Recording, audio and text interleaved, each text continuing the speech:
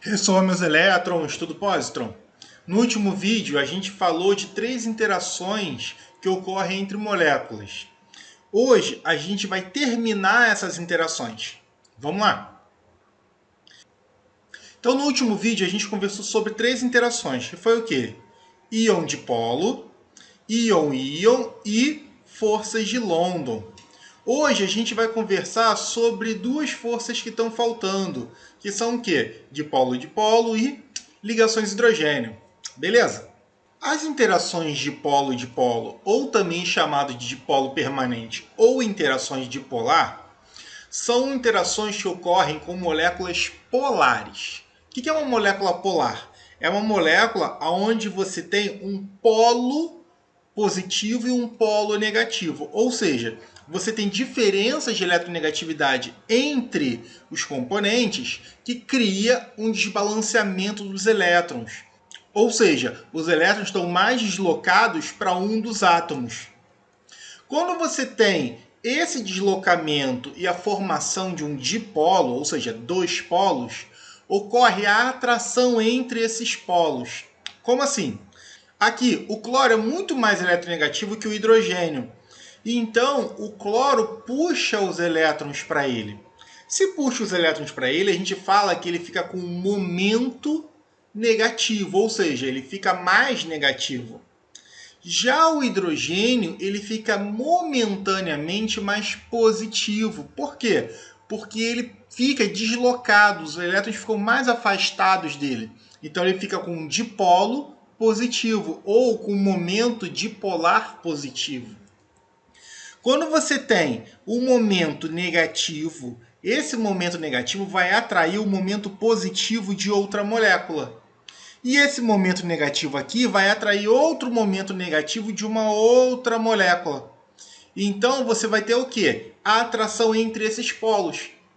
Como essa força é uma força intermediária entre a força de Van der Waals e o que a gente já viu de íon-íon, a gente fala que isso é uma interação mediana.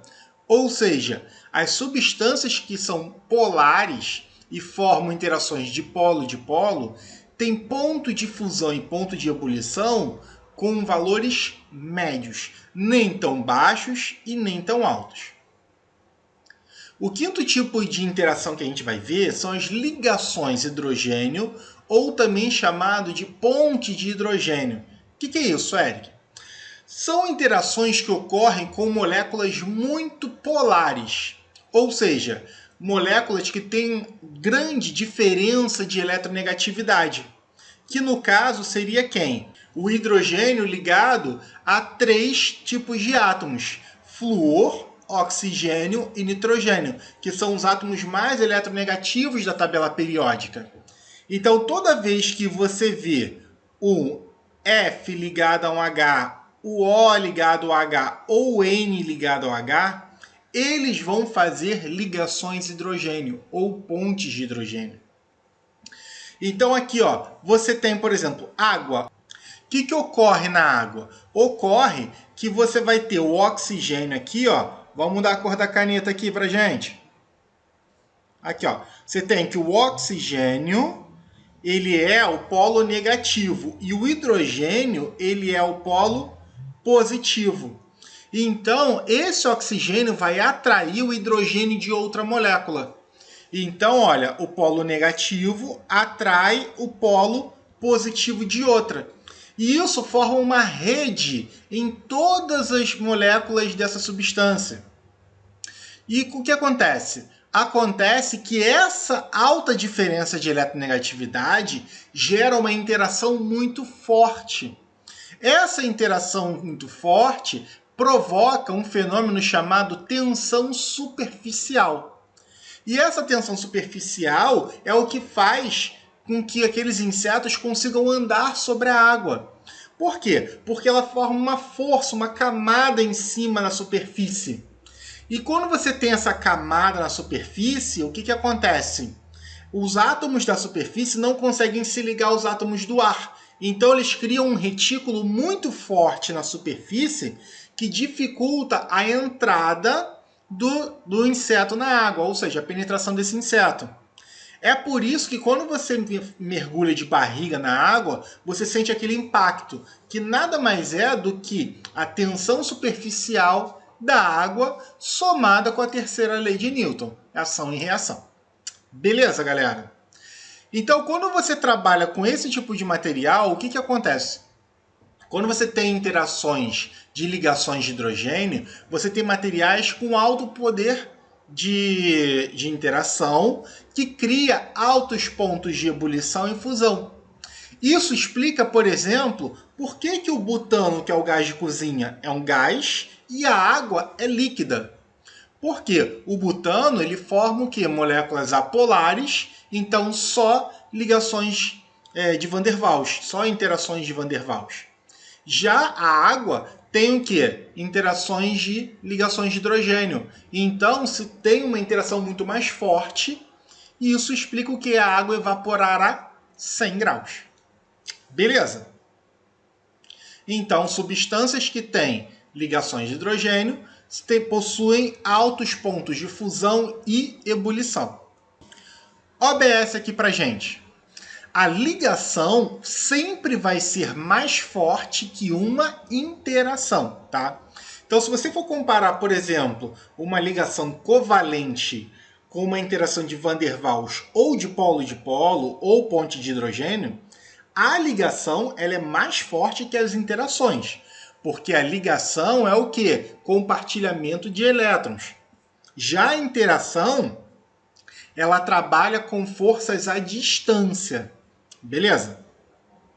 Segundo, se eu for colocar todas essas forças alinhadas, a força mais forte é o íon-íon, depois íon dipolo, depois ligação hidrogênio, dipolo-dipolo e por último a mais fraca, forças de London.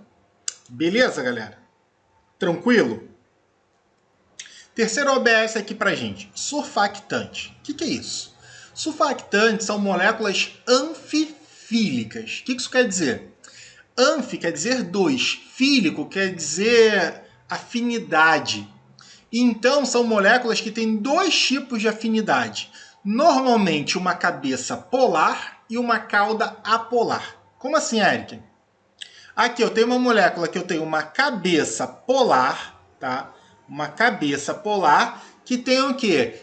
Átomos que têm grande eletronegatividade ou alguma carga.